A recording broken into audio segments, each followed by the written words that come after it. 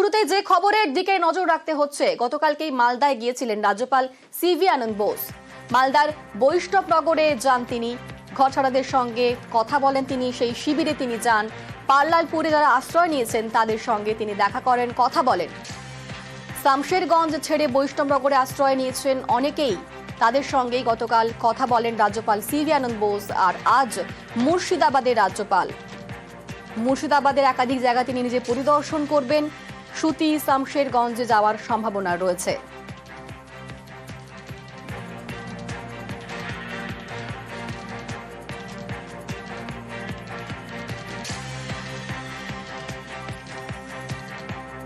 গতকালকেই তিনি যান মালদাতে এবং পার্লালপুর হাই স্কুল, যেখানে অনেক ঘরছাড়ারা রয়েছেন, সেই শিবিরে তিনি পৌঁছন, সবার সঙ্গে কথা বলেন, সবার বক্তব্য শোনেন।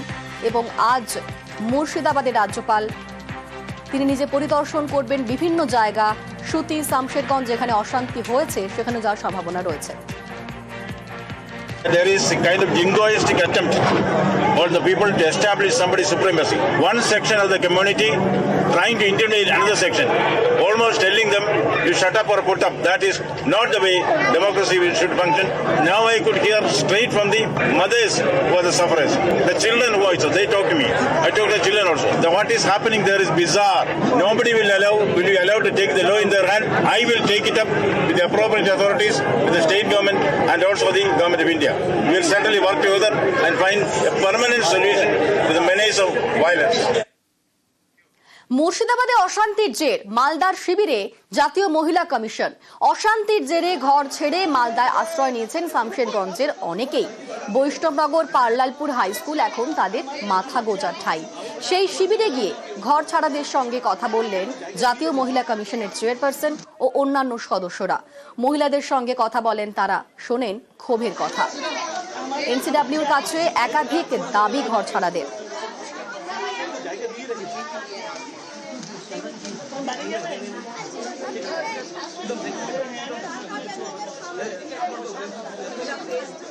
मैं इतना ही कहूंगी कि महिलाओं के बारे में, सबके बारे में हमने बहुत संवेदनशील रहना चाहिए।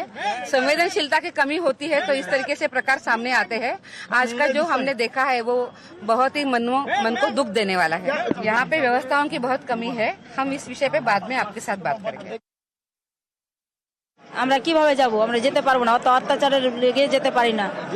আমরা কিভাবে যাব? যেতে পারবো? ওরকম যদি সব বাড়ি ঘর ভাঙে জ্বালিয়ে পুড়িয়ে ছাই করে দিয়েছে, কিভাবে যাব বাড়ি? কিভাবে যে কোথায় থাকবো বলো তো? আমাদের যা হয়েছে তাই বলবো, সেটা ক্যাম্প চাই। বাড়ি তো যাবো, আমরা বলছি কি ওখানে আমাদেরকে একটা ক্যাম্প করে দিলেই আমরা চলে যাব।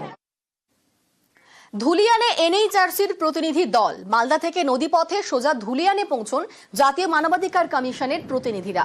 কেন্দ্রীয় বাহিনীকে সঙ্গে নিয়ে পরিদর্শন করেন ধুলিয়ানের ক্ষতিগ্রস্ত এলাকা। বেতবোনা গ্রাম ঘুরে দেখেন তারা। জাফরাবাদে নিহত বাবা ছেলের পরিবার, তাদের সঙ্গে কথা বলে এনএইচআরসির টিম। কথা বলেন গ্রামবাসীদের সঙ্গেও। সেই বক্তব্য ভিডিও রেকর্ড করেন এনএইচআরসির প্রতিনিধিরা।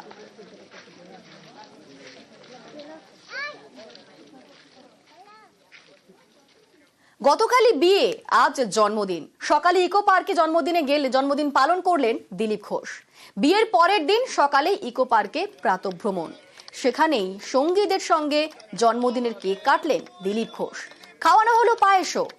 আর আজই খড়গপুর যাওয়ার কথা রয়েছে দিলীপ ঘোষের।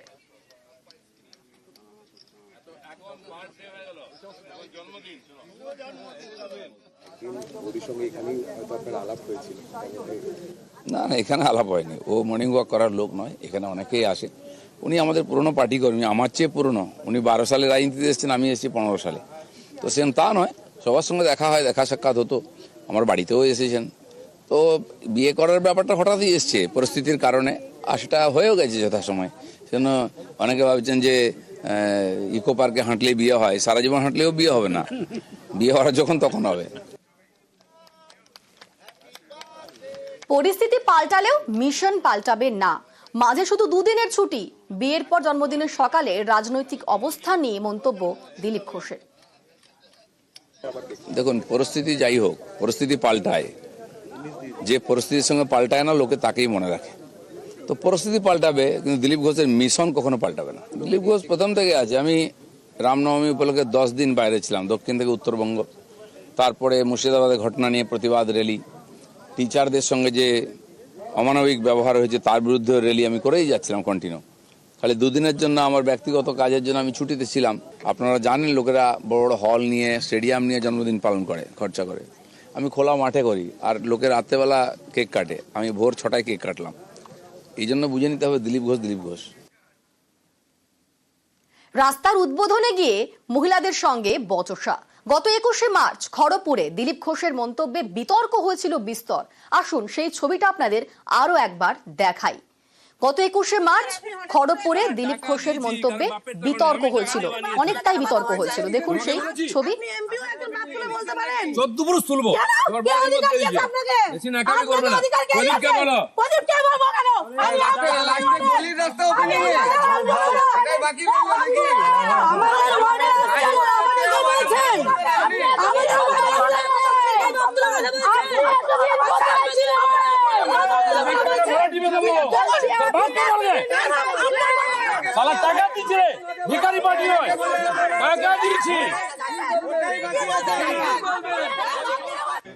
আর গতকাল বিজেপি নেতা সাত পাকে বাধা পড়তেই কটাক্ষের সুরে দিলীপ ঘোষকে বিয়ের শুভেচ্ছা জানিয়েছেন খড়গপুরের প্রীতি কয়াল। মেয়েদের সঙ্গে কিরকম ভাবে কথা বলতে উনি তো জানতেন না, তো আমাদেরকে নোংরা ভাষা খুব কথা বলেন, যে গলায় পা তুলে দেবো, নালিতে ফেলে দেবো, এমনকি এমনও বলেন যে উনি গাড়ি তুলে দেবেন আমাদের গায়ের উপর থেকে, কারণ ওনার পিছু টান নেই, আমার সংসার নেই, ওয়াইফ নেই, বাচ্চা নেই, তো ওনার পিছু টান নেই। ওনাকে অনেক অনেক শুভেচ্ছা জানাবো, যে এই এখন যেন ওনার কাছ থেকে আশা রাখবো যেন মেয়েদেরকে কিভাবে সম্মান করতে হয়।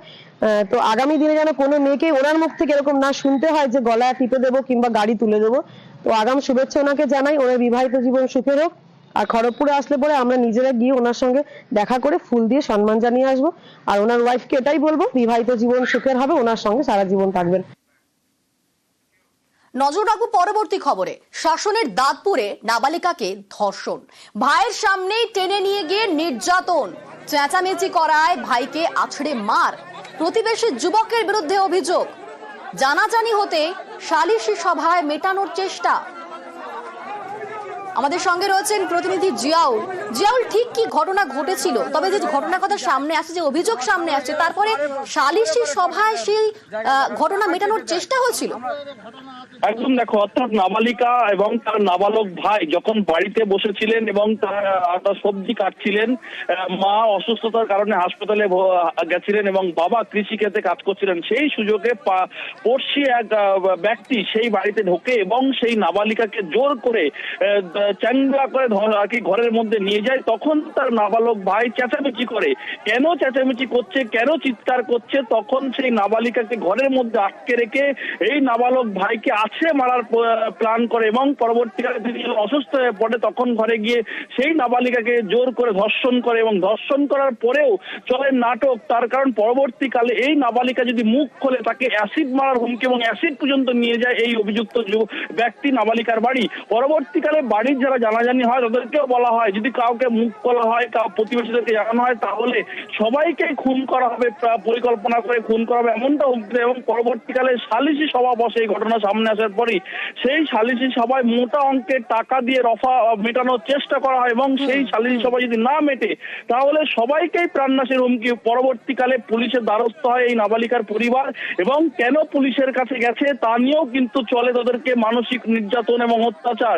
এবং তারপরেই কিন্তু এলাকার মানুষজন যখন জানাজানি হয়, তখন সালিশি সভা না মিটলে তখন এলাকার মানুষজন যখন এই নাবালক অর্থাৎ অভিযুক্ত বাড়ি দিয়ে তার নাবালক ভাই যাচ্ছিলেন তাকে ইট পাটকেল ছড়ে, তখন গ্রামবাসীরা ক্ষিপ্ত হয়ে সেই অভিযুক্তর বাড়িতেও ইট পাটকেল ছড়ে। পরবর্তীকালে তারা দুই ভাইকেও গ্রেপ্তার করতে হবে এই দাবিতে এলাকার মানুষ যখন বিক্ষোভ দেখায় তখন পুলিশ যায়, পুলিশ গিয়ে সেই দুজন ভাইকে আটক করে এবং তারপর পুলিশ লাঠি চালিয়ে এলাকা পরিষ্কার করার পর এলাকা যথেষ্ট উত্তেজনা সৃষ্টি হয়। ধন্যবাদ জিয়াউল। আমরা মাঠে কাজকর্ম করে খাই, মাঠে কাজে গেছি, মেয়েটা দুটো সবজি বেচতেছিল, একলা ছিল আর আমার একটা ছোট বাচ্চা ছিল, দুজনা।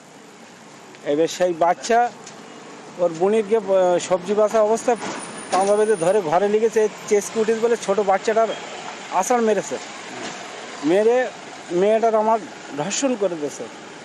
এবার আমরা বলতে গিয়েছি বলে টাকা রফা করে এসে বলে টাকা লে, আমি বলি আমি টাকা নেবো না, আমার মেয়ের বিচেছে ও 8 লাখ টাকা দেবে বলেছে, বলে মার্ডার করে দেবো, থানায় গিয়ে দেখ।